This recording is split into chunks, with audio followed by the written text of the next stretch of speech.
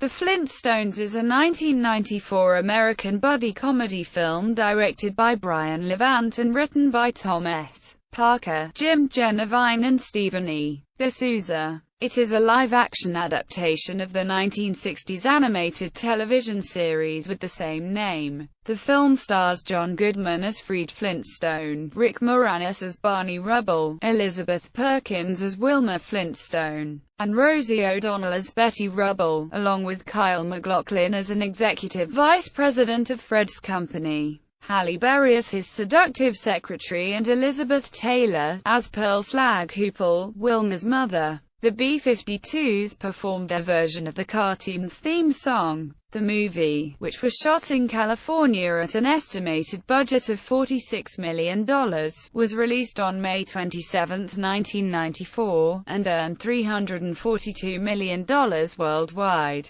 making it a huge box office success despite earning generally negative reviews from film critics. Observers criticized the storyline and tone, which they deemed too adult and mature for family audiences, as well as the casting of Rosie O'Donnell as Betty Rubble, but praised its visual effects, costume design, art direction and John Goodman's performance as Fred Flintstone. The film also has some notable differences from the cartoon series. In the film, Pebbles and Bam Bam are noticeably older, as Pebbles can walk instead of crawling. The pair are about kindergarten age and Pebbles can talk instead of babbling. Unlike the cartoon series, Bam Bam is adopted long after Pebbles is born and is more aggressive than his cartoon counterpart.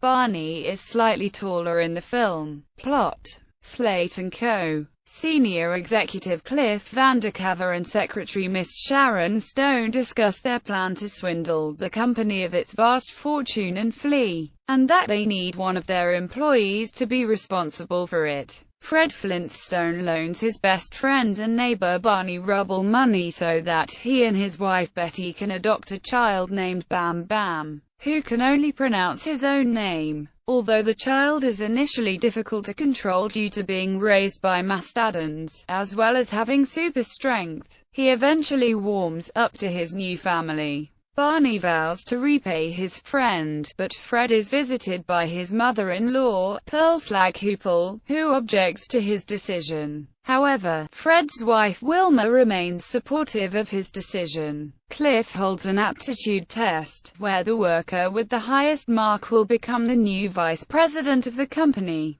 Barney gets the highest score, but remembers his promise and switches his paper with Fred, who he knows will fail miserably. Fred receives the promotion, but his first order is to dismiss Barney, since Barney now effectively has the lowest score. Fred accepts, but does his best to help Barney support his family, even inviting the Rubbles to live with them so that they can rent out their home. However, the perks of Fred's new job put a strain on relationships, as Wilma catches him in a flirtatious moment with Miss Stone, and the Rubbles are annoyed by Fred and Wilma's increasingly snobbish behavior. Cliff eventually tricks Fred into firing all the workers, over the objections of his office dictabird. At a local restaurant, Barney confronts Fred after seeing worker riots on the news, revealing that he switched tests with Fred, and the Rubbles move out, despite having nowhere to live. Wilma and Pebbles also move out to her mother's house, leaving Fred behind. Fred goes to the quarry and realizes his mistake and Cliff's plot,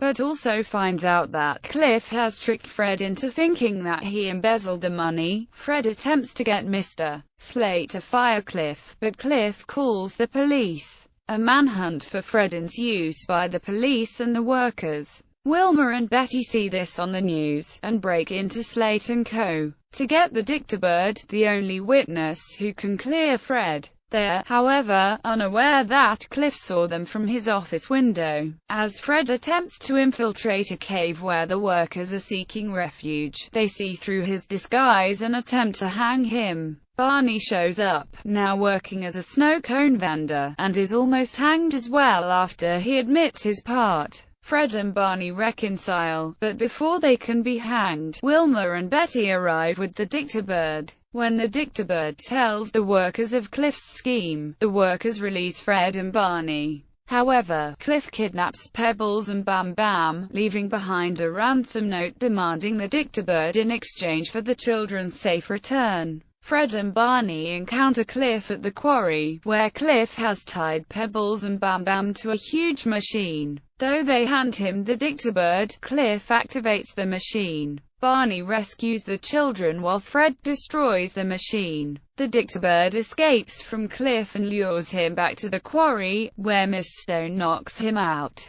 Having had a change of heart after learning that Cliff planned to betray her, the police arrive with Wilma and Betty, and Cliff attempts to flee, but a falling substance petrifies him. With the Dictabird's help, all charges against Fred are dropped, while Miss Stone is arrested as Cliff's accomplice. Though Fred is confident she will be granted leniency for helping him stop Cliff, Mr. Slate shows up, impressed with the substance that Fred inadvertently created by destroying the machine, dubs the substance concrete, and makes plans to produce it with Fred as president of its division, thus ending the Stone Age, but Fred declines. Barney protests that this is a great position for Fred and not like the problems of before, but Fred explains to Mr. Slate that wealth and status changed him for the worse, and simply asks that all the workers be rehired and given the job benefits he originally set out to achieve, which is granted. As the Flintstones and Rebels have finally made amends, Fred and Barney get into a humorous quarrel when Fred once again asks Barney for a small amount of money for breakfast. As they argue and leave, Mr. Slate remarks to himself, "There goes the best executive I ever had." Cast: John Goodman as Fred Flintstone, Rick Moranis as Barney Rubble, Elizabeth Perkins as Wilma Flintstone, Rosie O'Donnell as Betty Rubble, Kyle MacLachlan as Cliff Vandercover, Halle Berry as Miss Sharon Stone, Elizabeth Taylor as Pearl Hoople, Richard Moll as Hoagie, Erwin Keyes as Joe Rockhead, Harvey Korsman as the voice of the Dictabird, Dan Florek as Mr. Slate, Jonathan Winters as Grizzled Man, a co-worker of Fred and Barney's, Mel Blanc as the voice of Dino, Elaine and Melanie Silver as Pebbles Flintstone, Lena and Marino Sigurðsson as Bam Bam Rubble, Jack O'Halloran as Yeti, the B-52s as the BC-52s, Jean Vander Pyl as Mrs. Feldspar, Laraine Newman as Susan Rock, Jay Leno as a talk show host, William Hanna as a boardroom executive, Joseph Barbera as a man driving a Mercedes, Sam Raimi as a Fred Flintstone look-alike, Michael Richards as a paperman, Chris Rock as a co-worker at the quarry. Casting info: actors John Candy, Jim Belushi, Dan Aykroyd, Bill Murray and Chevy Chase were all considered for the role of Fred Flintstone, but they were all deemed too skinny, and a fat suit was deemed too inappropriate to be used for the movie. If Goodman had turned the role down, the film would not have been made. Gina Davis, Faith Ford and Catherine O'Hara were all considered for the role of Wilma. Danny DeVito was the original first choice for Barney, but he turned down the role as he felt he was too gruff to do the character properly and reportedly suggested Rick Moranis for the role. Although Janine Turner was considered, Rosie O'Donnell won the role of Betty Rubble with her impersonation of the cartoon character's signature giggle. Both Tracy Ullman and Daphne Zuniga were also considered for the role. Sharon Stone was to play her namesake character, but turned it down. The role was also offered to Nicole Kidman. Anna Nicole Smith was also considered. Both Audrey Meadows and Elizabeth Montgomery were considered for the role of Pearl Hoople. Production. In 1985, producers Keith Barish and Joel Silver bought the rights for a live-action feature film version of The Flintstones and commissioned Stephen E. D'Souza to write a script, with Richard Donner hired to direct. D'Souza's script was eventually rejected and Mitch Markowitz was hired to write a script said to be a cross of The Grapes of Wrath. Markowitz commented that, "I don't even remember it that well, but Fred and Barney leave their town during a terrible depression and go across the country, or whatever that damn prehistoric thing is,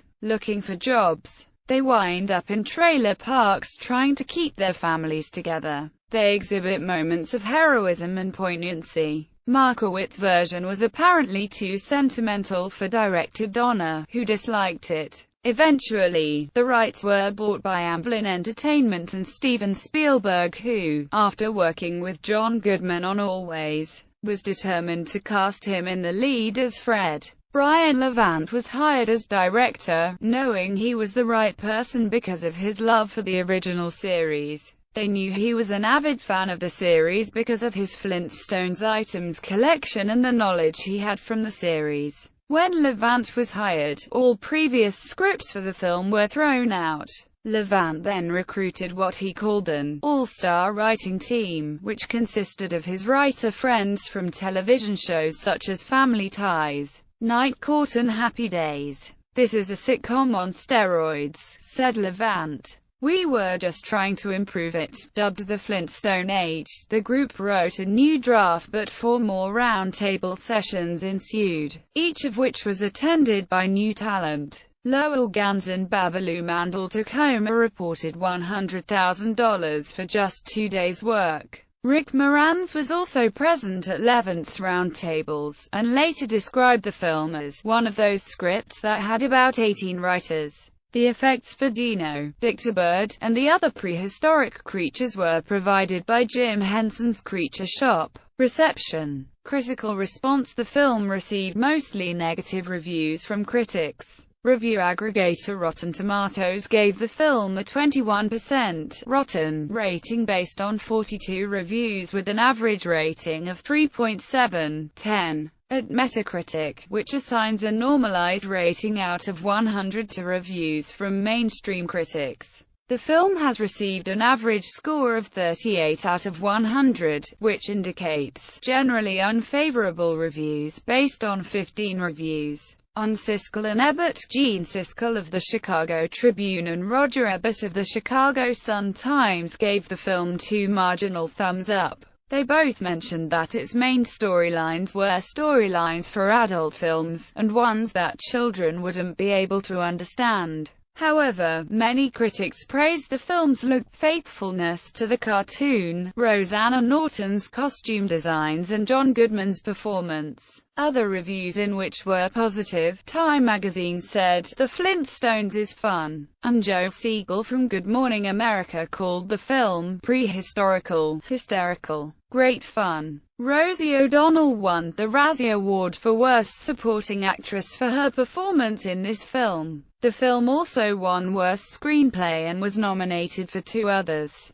Elizabeth Taylor's Razzie Award for Worst Supporting Actress and for the film as Worst Remake or Sequel. However, the film also received 4 Saturn Award nominations, including Best Fantasy Film, Best Costume Design and Best Supporting Actress for Rosie O'Donnell's and Halle Berry's performances. In a 1997 interview, Flintstones co-creator and Hanna-Barbera co-founder Joseph Barbera stated that, although he was impressed by the film's visuals, he felt the story wasn't as good as I could have made it. Box office performance. Despite the negative reviews, The Flintstones was a box office success, grossing $130,531,208 domestically, including the $37,182,745 it made during its 4-day Memorial Day opening weekend in 1994. It fared even better overseas, making another $211,100,000, for a total of $341,631,208 worldwide, against a $46 million budget.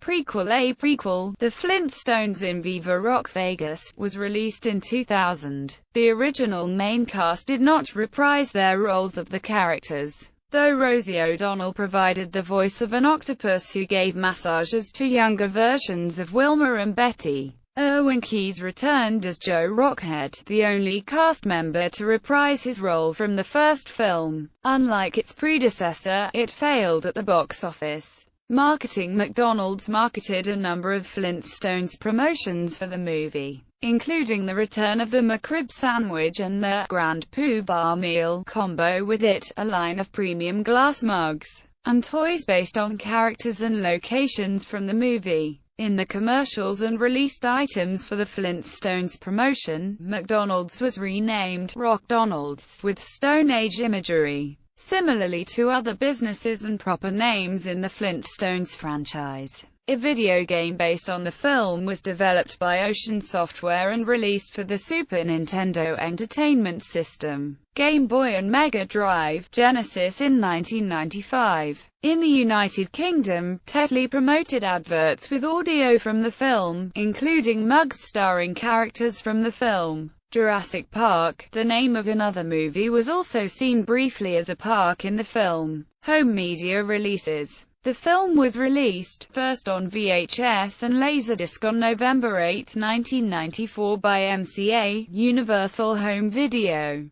It later made its debut to DVD on September 24, 1999 and finally to Blu-ray on August 19, 2014.